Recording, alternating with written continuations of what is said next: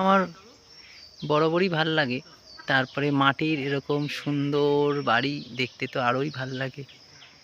তারপরে এখানে গরু, এখানে পুকুর, আর সবথেকে ভালো লাগছে এই গাছটা দেখে। বহু পুরনো একটা গাছ, গ্রামের মধ্যে রাস্তার পাশে। শিকড়গুলো দেখুন কি সুন্দর মাটির নিচে। এই শিকড়ের বয়সই হয়তো আমার থেকে বড় বেশি। গাছটার বয়স কত হবে, 200 বছর তো অবশ্যই হবে। এদিকে নিম গাছ। নিম গাছটা কোথার থেকে হয়েছে ঠিক বুঝে উঠতে পারছি না।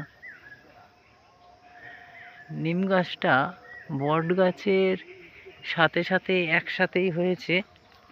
এর গোড়াটা ঠিক আমি খুঁজে পাচ্ছি না, নিম গাছের গোড়াটা। নিম গাছটা